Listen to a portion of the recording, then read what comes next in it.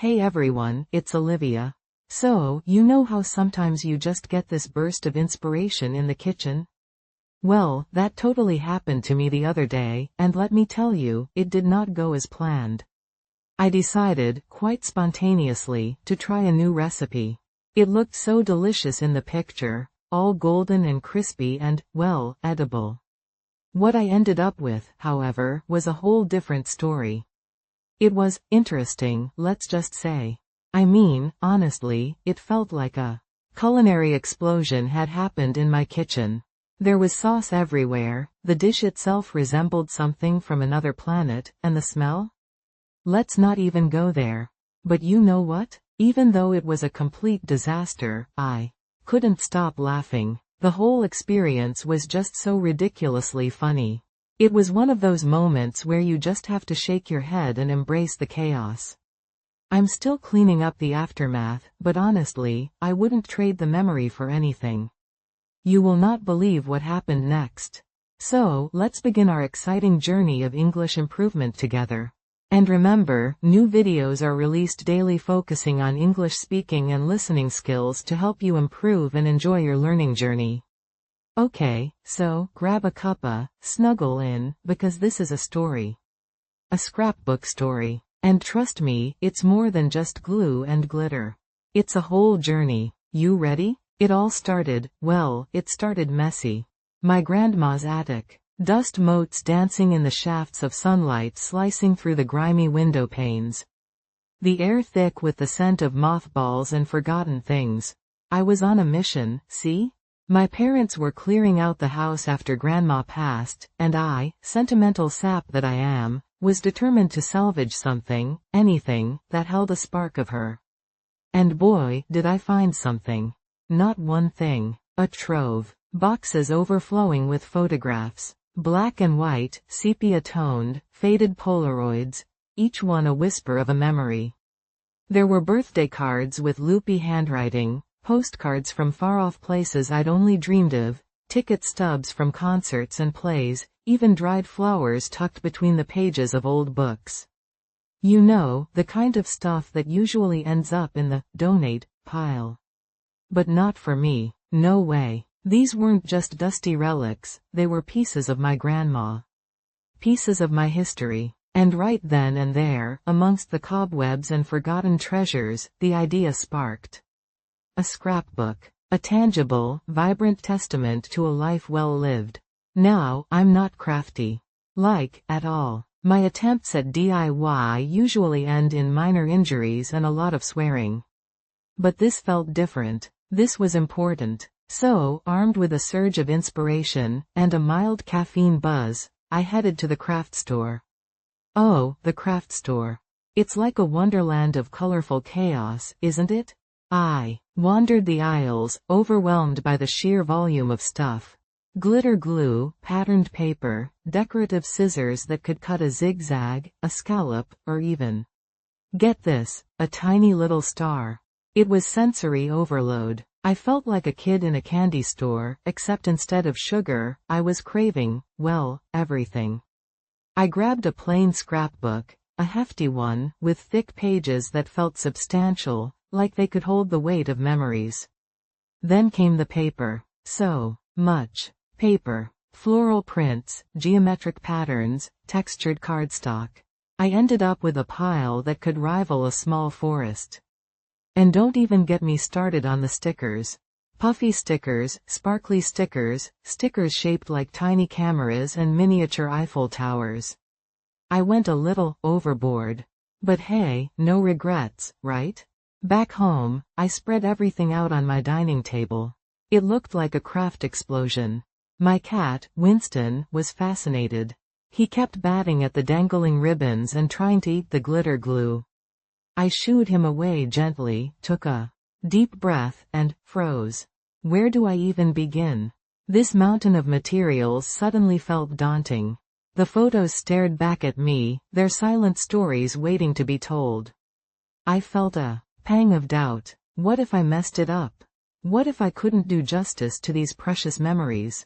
I almost gave up, almost packed it all away and pretended the whole attic adventure never happened. But then, I picked up a photo. It was Grandma, laughing, her eyes crinkling at the corners. She was holding a bouquet of wildflowers, the same kind that grew wild in the fields behind her house. And just like that, the doubt vanished. This wasn't about perfection, it was about connection. So, I started. Slowly, tentatively at first. I arranged and rearranged photos, experimenting with different layouts. I played with the patterned paper, cutting and layering, creating little pockets and flaps to hold hidden notes and mementos. The glue stick became my best friend, and I learned the hard way that glitter glue is not as forgiving as it looks. Let's just say there were a few incidents. But you know what? It was fun. It was messy and chaotic and imperfect, but it was mine. Each page became a little story, a vignette of a moment in time. I added captions, funny anecdotes, snippets of conversations I remembered. I wrote about Grandma's legendary apple pie, her infectious laugh, the way she always knew how to make you feel loved. Days turned into weeks, and the scrapbook grew thicker, heavier, richer with stories. I found myself lost in the process, completely absorbed in the world of paper and glue and memories. It became my therapy, my meditation, my way of connecting with Grandma long after she was gone. There were moments of frustration, of course. Times when the glue wouldn't stick, or the paper tore, or I accidentally glued my fingers together. Don't ask. But there were also moments of pure joy. The satisfaction of finding the perfect placement for a photo, the thrill of discovering a forgotten trinket tucked away in an old box, the quiet contentment of creating something beautiful and meaningful with my own two hands. And then, finally, it was finished. The last photo pasted, the final embellishment added. I held the scrapbook in my hands, feeling its weight, the texture of the paper, the raised edges of the stickers. It wasn't perfect. It was messy and lopsided and a little bit glittery. But it was perfect in its imperfection. It was a reflection of Grandma, of her life, of our shared history. And it was a testament to the power of creativity, of memory, and of love. So, yeah, that's the story of my scrapbook. It's more than just a collection of photos and paper, it's a piece of my heart. And you know what the best part is? It's just the beginning. There are so many more stories to tell, so many more memories to preserve. And I can't wait to fill those empty pages, one messy, glittery, perfectly imperfect page at a time. Now, whose turn is it to share a story? I've got my tea, and I'm ready to listen. Okay, so, picture this, me, a self-proclaimed moderately organized person, suddenly tasked with orchestrating a family reunion. A family reunion. My family, bless their hearts, are a vibrant, boisterous bunch, spread across the country like confetti after a particularly enthusiastic celebration. And guess who drew the short straw? Yep, yours truly. It all started innocently enough. My Aunt Millie, the matriarch of the family, let it slip during a phone call, a casual, "Wouldn't it be lovely to get everyone together again?"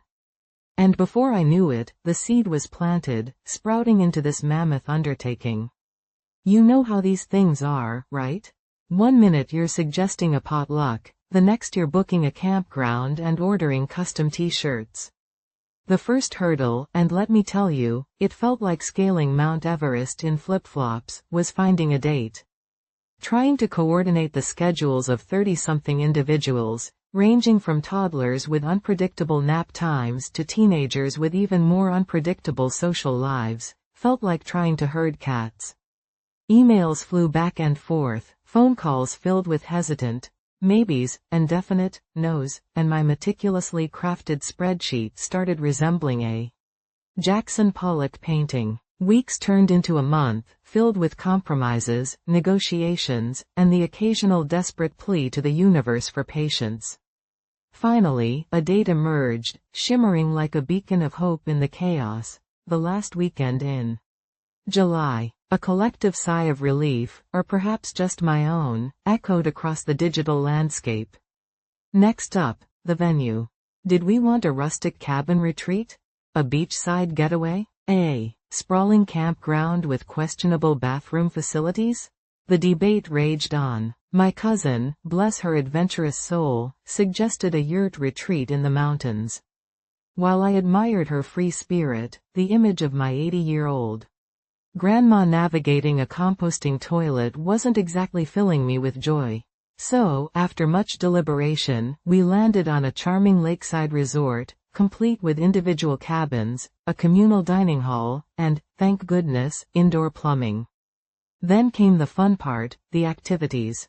We're a competitive bunch, you see. So, naturally, a family Olympics was a must. I envisioned epic three-legged races, cutthroat water balloon tosses, and a fiercely contested beanbag tournament.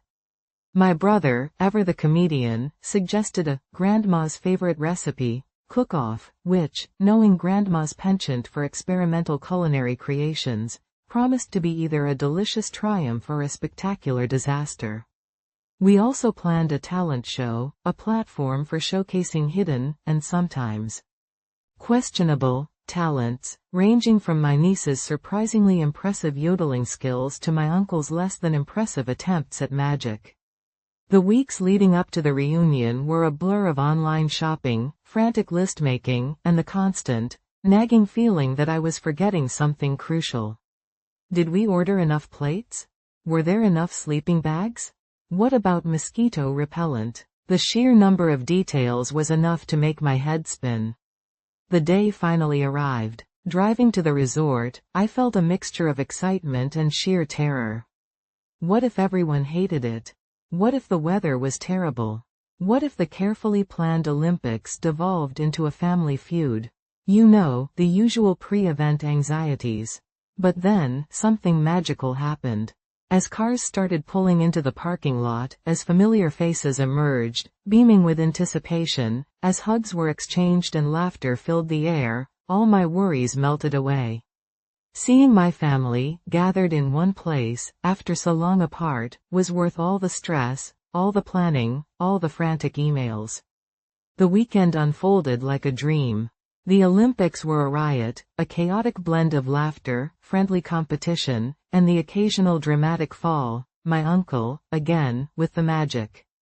The talent show was a masterpiece of awkward brilliance, showcasing everything from off-key karaoke to interpretive dance. And Grandma's recipe cook-off? Let's just say it was an experience. We had everything from surprisingly delicious fusion dishes to, well, let's just call them interesting interpretations of classic recipes. The winner, a surprisingly palatable spicy pickle and peanut butter sandwich, don't ask, was declared by popular vote, amidst much laughter and head shaking. Evenings were spent gathered around a bonfire, sharing stories, reminiscing about old times, and roasting marshmallows to a perfect golden brown. The air was filled with the sounds of crackling fire, chirping crickets, and the murmur of happy conversations. It was perfect, messy, chaotic, and utterly wonderful. Of course, there were hiccups. The weather decided to throw a curveball in the form of a torrential downpour one afternoon, forcing us to improvise an indoor scavenger hunt. My cousin's dog, convinced he was a lapdog, decided to make himself comfortable on Aunt Millie's prize-winning crocheted Afghan, leaving a trail of muddy paw prints. And, naturally, there were a few minor disagreements. A spirited debate about the correct way to play charades, a tense moment over the last slice of apple pie. But, you know, those little imperfections just added to the charm, the realness of it all. Looking back, I realize the reunion wasn't just about the meticulously planned activities or the perfect venue. It was about the connections, the shared laughter, the unspoken understanding that comes with being family.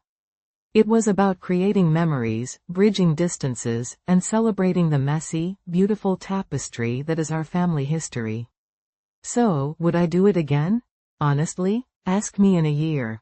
Right now, I'm still recovering from the whirlwind of it all. But, you know, despite the stress, the chaos, the occasional moment of sheer panic, there's a part of me that's already starting to think about the next one. Maybe next time we'll try that yurt retreat. Just kidding. Or am I? Just imagine the stories we'd have to tell then. Hey everyone. Learning a new language can feel like climbing a mountain, but remember, even the highest peaks are reached one step at a time. Speak like a child, learn like a champion. Think about it. Children are fearless, they just dive in and try, even if their grammar isn't perfect. They're not afraid to make mistakes, and that's how they learn so quickly. Embrace that childlike enthusiasm, but combine it with the focused determination of a champion. You've got this. And you know what? Here's a fun, simple way to practice speaking every single day.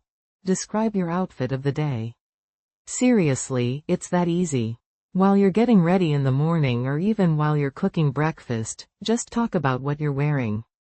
Today I'm wearing a blue shirt and my favorite jeans. I also put on a comfy scarf because it's a bit chilly. It gets you thinking in English and builds your vocabulary without even realizing it.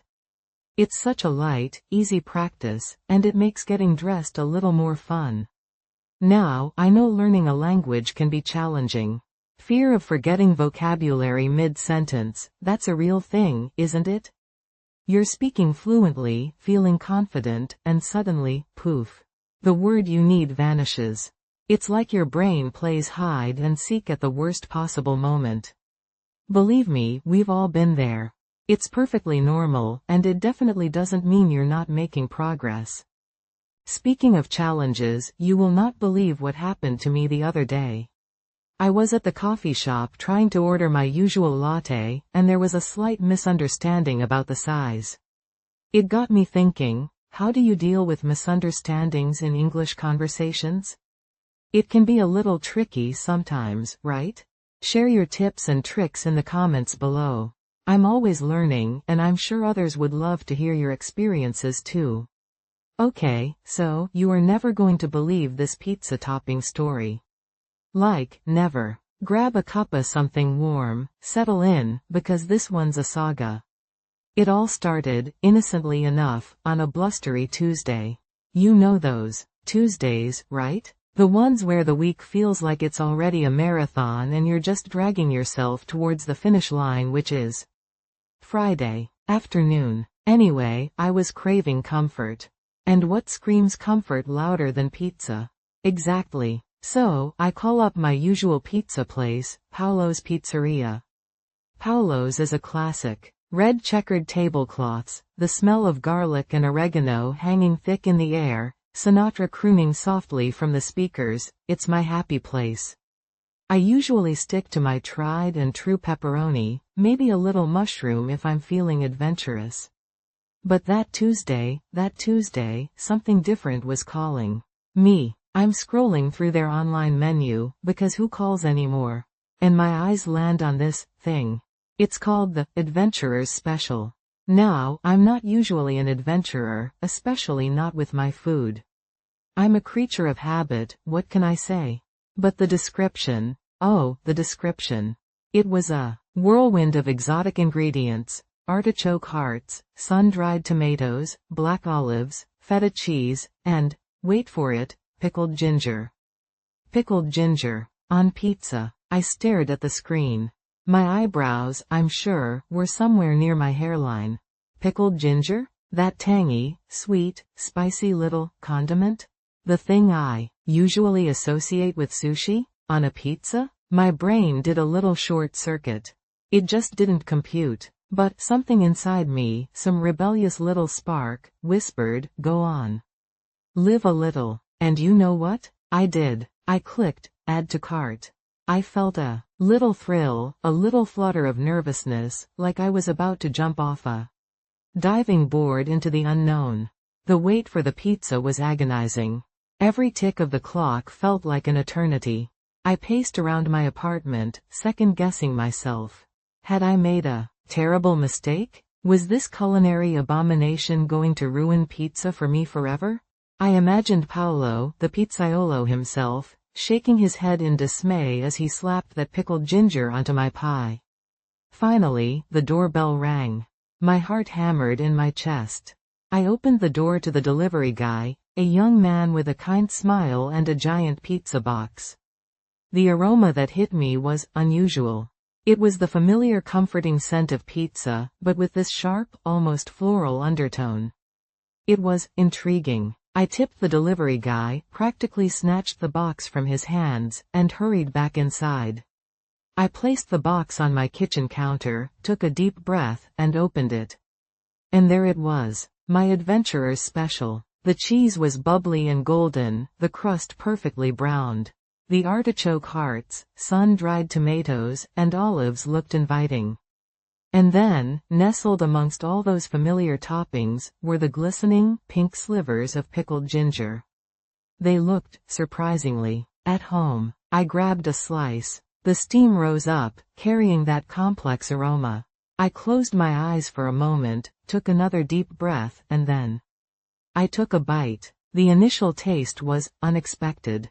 The familiar savory flavors of the pizza were there, but then, this bright, tangy zing from the ginger hit me.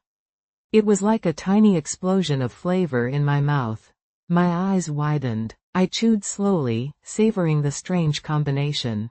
The salty feta, the sweet tomatoes, the earthy olives, and then bam! That ginger kick. It was weird. Really weird. But good weird. I took another bite. And another. The initial shock wore off, and the flavors started to meld together. The ginger wasn't overpowering, it was more like a subtle counterpoint to the richness of the other toppings. It added this unexpected layer of complexity, this little burst of freshness that cut through the heaviness of the cheese and the olives. You know what it reminded me of? Like when you're listening to a familiar song, and then suddenly, there's this unexpected chord change, this little melodic twist that catches you off guard and makes you appreciate the song in a whole new way. That's what the pickled ginger did to the pizza. I ate the whole thing.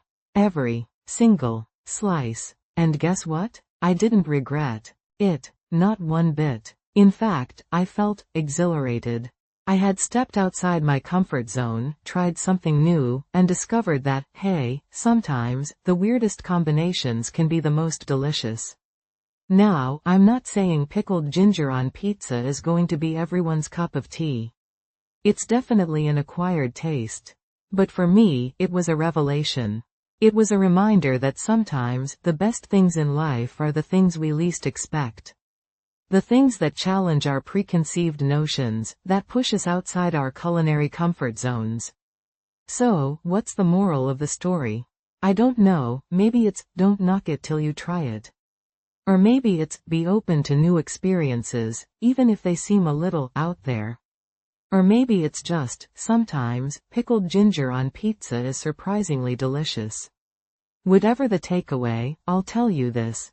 I haven't ordered my usual pepperoni since. I'm on a quest now, a culinary adventure. I'm experimenting with all sorts of crazy toppings.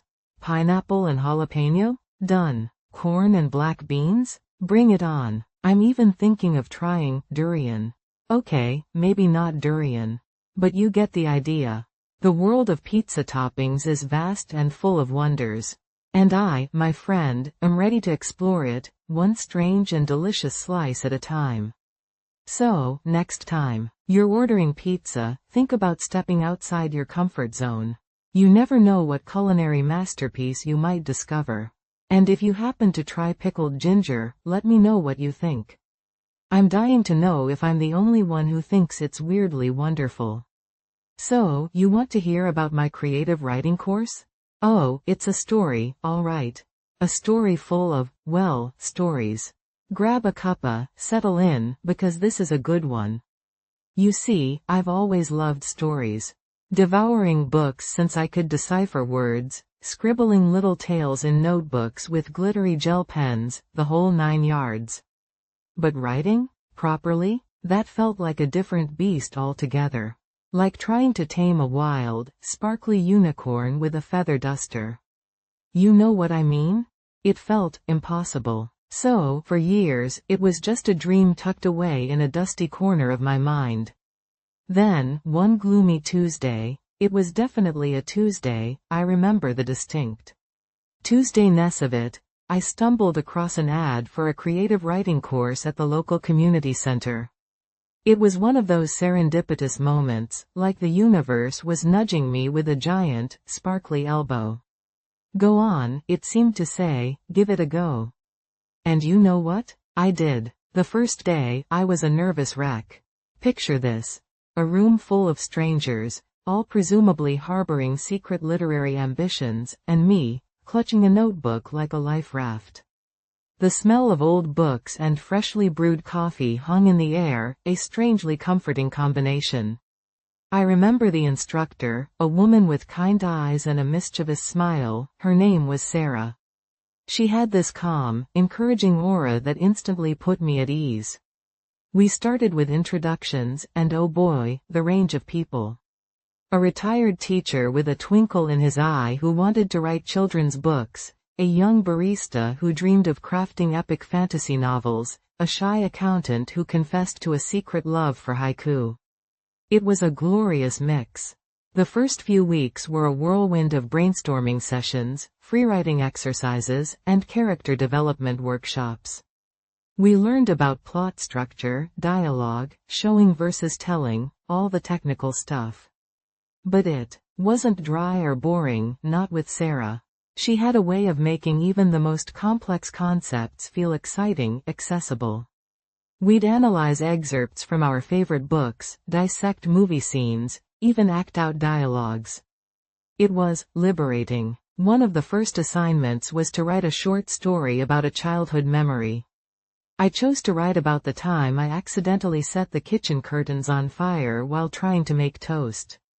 Sounds dramatic, I know, but it was more comical than tragic, thankfully. Writing it, though, brought back all these vivid sensory details. The smell of burning fabric, the panicked flapping of my grandmother's apron, the surprisingly calm look on my face in the old photograph taken just moments after the incident. It was like stepping back in time. When I read my story aloud to the class, my voice trembled a little at first. But as I went on, I got caught up in the narrative, the emotions, the shared laughter. And when I finished, there was this silence. A good silence. The kind that hangs in the air after a well-told joke, filled with warmth and understanding. Then, applause. Genuine, heartfelt applause. It was exhilarating. Guess what happened next? I got hooked. Completely and utterly hooked. I started writing every chance I got. On the bus, during my lunch break, even. Scribbling ideas on napkins at restaurants. My notebook became my constant companion, filled with snippets of conversations, descriptions of strangers, random thoughts that popped into my head. The world, it seemed, had transformed into an endless source of inspiration. Of course, there were challenges. Writer's block hit me like a ton of bricks more than once. I'd stare at a blank page for hours, willing the words to flow, but nothing. Nada. Zip. It was frustrating, demoralizing even. But Sarah, ever the wise and encouraging mentor, taught us coping mechanisms. Go for a walk, she'd say. Listen to music. Talk to a friend. Let your mind wander. And you know what? It worked. Every single time. Then there were the critiques. Sharing your work with others, especially strangers, can be terrifying. I remember the first time my story was critiqued. My heart pounded in my chest as the group discussed my writing, pointing out weaknesses, suggesting improvements. It stung a little, I'll be honest. But it also made me realize something important. Feedback, even the critical kind, is a gift. It's an opportunity to learn, to grow, to refine your craft. Throughout the course, we explored different genres, poetry, flash fiction, even playwriting. We experimented with different narrative voices, played with perspectives, and pushed the boundaries of our imaginations. We laughed, we cried, we shared our deepest fears and aspirations. It was a journey of self-discovery, a creative awakening. One of the most memorable moments was our final project, a short story anthology. We each contributed a piece, and seeing our work compiled in a single volume, a tangible representation of our collective creativity, was magical. It felt like we had created something truly special, something that would last. The last day of the course was bittersweet. We exchanged hugs, promises to stay in touch, and vowed to continue writing. As I walked out of the community center, the same smell of old books and coffee still hanging in the air, I felt a sense of completion. Not because I had suddenly become a masterful writer, but because I had taken a leap of faith, I had faced my fears, and I had discovered a passion that I never knew I had. So, what did I gain from taking a creative writing course? Well, more than just a few writing techniques, that's for sure. I gained confidence, I found my voice, and I discovered a community of like-minded individuals who shared my love for storytelling. I learned that writing is not just about putting words on a page, it's about connecting with others, expressing yourself, and making sense of the world around you. It's about finding the magic in the everyday, the extraordinary in the ordinary. And that, my friend, is a gift that keeps on giving. So, if you're ever thinking about taking a creative writing course, do it. Don't hesitate. Don't let fear hold you back. You might just surprise yourself. You might just discover the storyteller within. And who knows, maybe you'll even write a story worth sharing over a cup of tea one day. Hey everyone, learning a new language can feel like climbing a mountain, right? But remember this. No one became fluent in a day, but everyone started with one word. Think about that for a second. Every amazing conversation, every effortlessly understood movie, every confidently written email, it all began with that very first step. You've already taken those first steps, and that's incredible. You're building something amazing, brick by brick, word by word. And you know what? Here's a fun, easy way to keep those bricks coming. Try sharing your travel experiences aloud. Even if you've just walked to the grocery store, talk about it. Describe the route, the people you saw, what you bought. You could even do it while cooking dinner or taking a walk. It's a simple way to weave speaking practice into your daily life, and honestly, it felt like magic when I first tried it. I know. Feeling frustrated with repeated mistakes is totally normal. We've all been there. It's like you have this beautiful picture in your mind, but the words come out jumbled, and it can be so discouraging. Trust me, I've stuttered, stumbled, and completely mixed up my tenses more times than I can count. It's all part of the process. You will not believe what happened next during my last trip. I asked for soap in a store, but it came out sounding more like soup. The shopkeeper looked so confused. It was a little awkward, but also pretty funny looking back. It got me thinking, what's the funniest misunderstanding you've had in English? Share your stories in the comments. I'd love to hear them. Okay, so, picture this. It was a Tuesday. Not just any Tuesday, the Tuesday. The day arrived. The day my absolute, all-time favorite show, Cosmic Capers, aired its final episode. I'm talking years of dedicated viewership, people. Tuesday nights reserved, snacks meticulously chosen, phone on silent, the whole shebang. You know, the ritual. We all have them, right?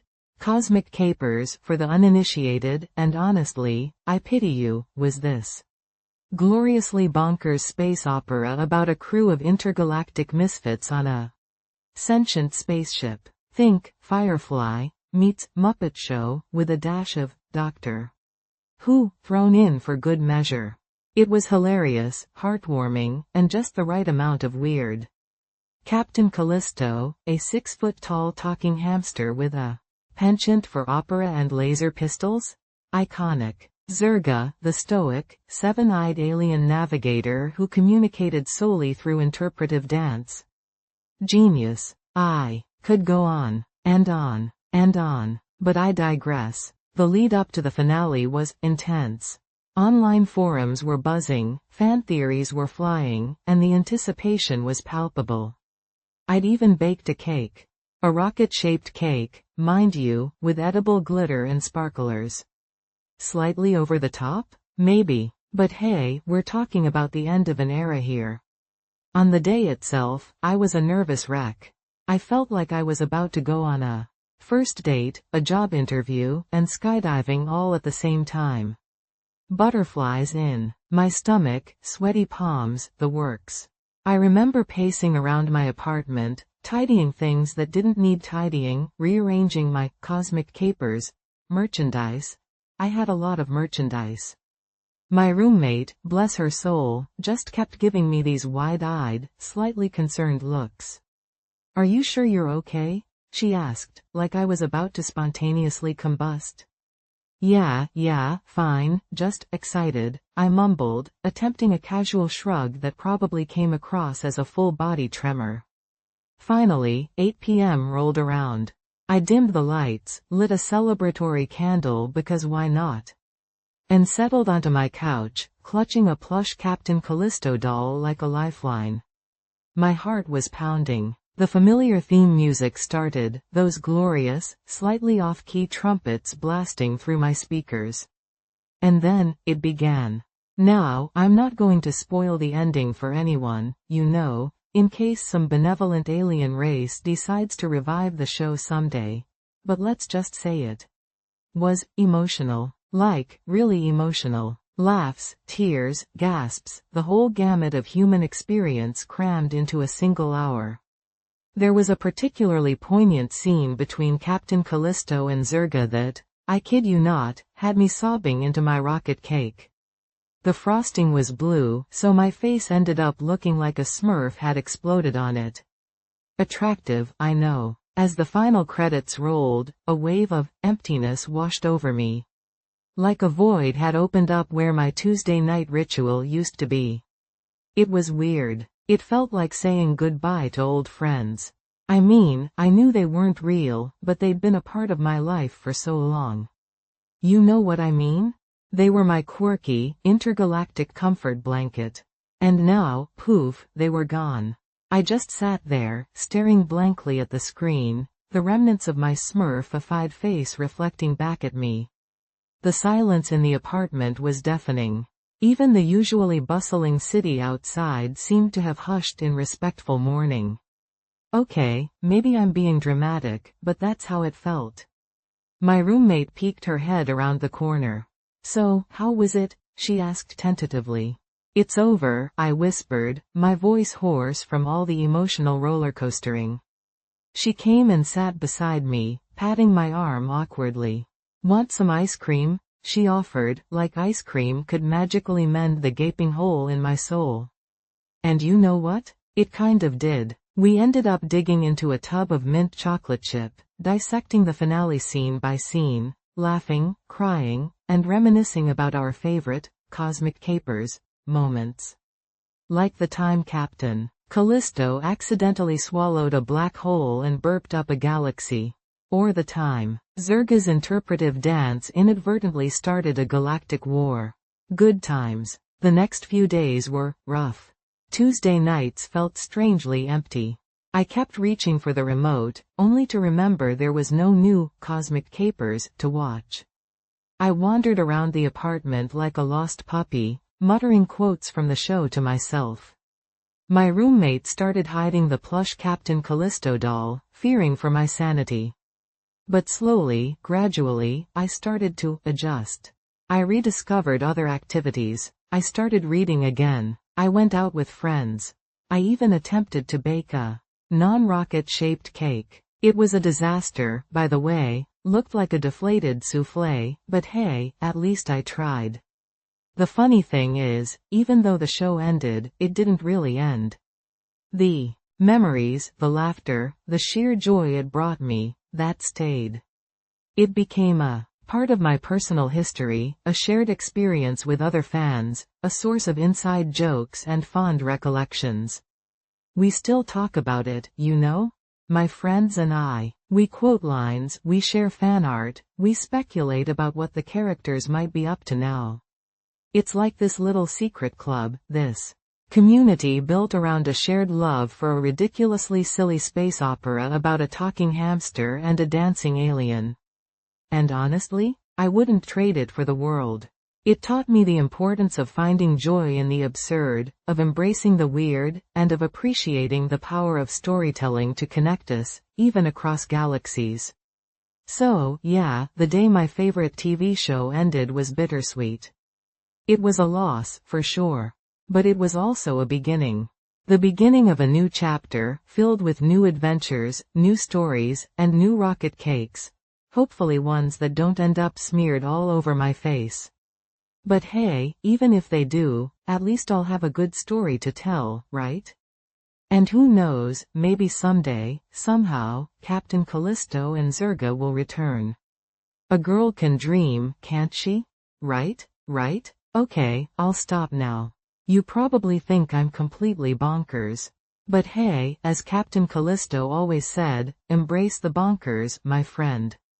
Embrace the bonkers. And you know what? He was right. He absolutely was. Now, who wants more tea? Okay, so, you know how sometimes you stumble into something completely new and unexpected, and it ends up being, well, kind of a big deal? That's what happened to me with carom. I'd never even heard of it until that day. It was a scorching summer afternoon, the kind where the air shimmers with heat and even the cicadas seem to be complaining. I was visiting my cousins in India, a sprawling, chaotic, wonderful place that always felt both familiar and alien. We were bored out of our skulls, you know? The kind of boredom where even the TV remote looks exciting. We'd exhausted every board game, every card trick, even charades had lost its charm. Then, my aunt, bless her heart, emerged from the depths of the storage room, this ancient, slightly dusty wooden board tucked under her arm. It was square, with smooth, polished wood, and these little pockets, like miniature goalposts, at each corner. "Who wants to play carom?" she asked, a mischievous twinkle in her eye. Carom? What on earth was carom?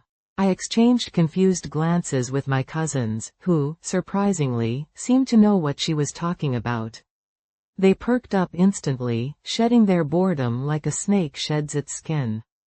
Yes, carom, they chorused. So, there I was, feeling utterly clueless, as they explained the rules.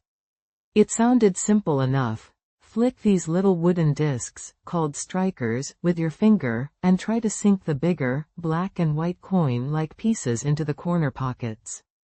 Easy peasy, right? Wrong. So wrong. The board was set up, sprinkled with fine, talcum powder so the pieces could glide effortlessly. The sight of that pristine, polished surface, the faint, powdery smell, the anticipation hanging in the air, it was all so new and intriguing. My cousins, already seasoned players, started showing off their fancy flicking techniques, their fingers snapping like miniature whips. Me? I felt like a clumsy giant trying to thread a needle with a baseball bat. My first few attempts were, well, let's just say they weren't exactly graceful.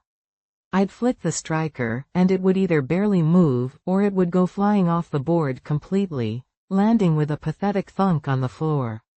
My cousins, initially supportive, were now dissolving into fits of laughter. I couldn't blame them. I was a walking carom disaster. But, you know, something about their laughter, instead of discouraging me, kind of spurred me on.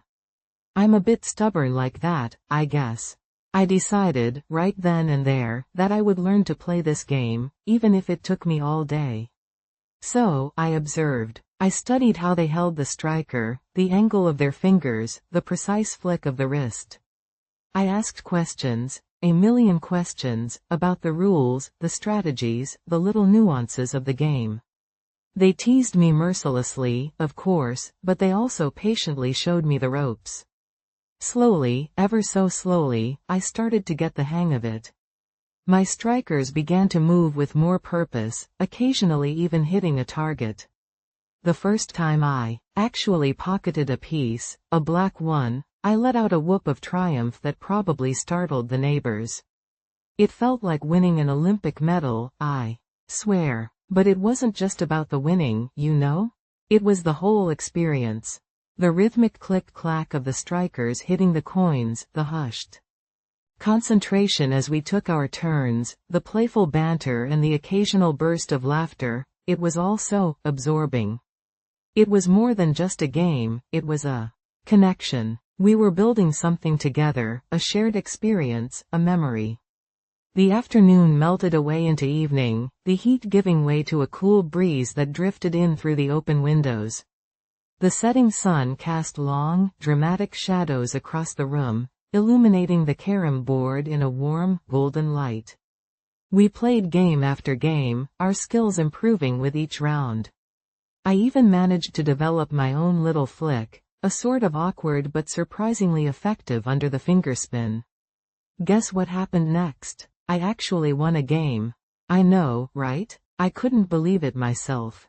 I jumped up, cheering and doing a little victory dance, much to the amusement, and slight annoyance, I suspect, of my cousins.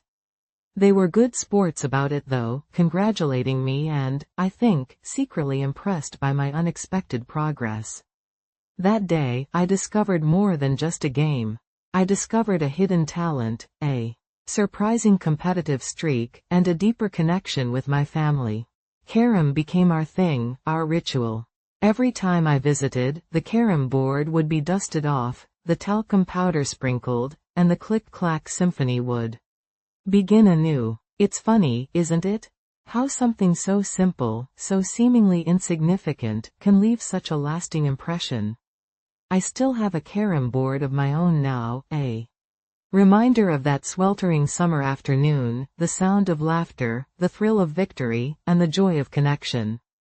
Sometimes, when I'm feeling nostalgic, I'll take it out, run my fingers over the smooth wood, and remember the day I played carom. It wasn't just a game, it was a doorway to a new world, a world of shared laughter, friendly competition, and unexpected discoveries. And you know what? I wouldn't trade that experience for anything. Even now, years later, I can still smell the faint scent of the talcum powder, hear the click-clack of the coins, and feel the thrill of that first perfectly executed flick. It's a memory I hold close, a little piece of my personal history, a reminder that sometimes the most unexpected moments can become the most cherished. Do you have any similar experiences? You know, those little moments that turn into big memories? I'd love to hear them sometime. From the bottom of my heart, thank you so much for watching and spending this time with me. It really means a lot to connect with you all. If you'd like to stay updated and practice your English speaking and listening with me daily, I'd love it if you would follow, like, subscribe, and share this video. You know, before we go, it made me wonder, do you have a personal project you want to begin this week? It is always so lovely to hear what everyone is thinking about, and it's a wonderful way to practice expressing yourself in English and connect with others in the comments. Seeing your plans and dreams truly inspires me. See you tomorrow, and remember to take good care of yourselves and keep practicing.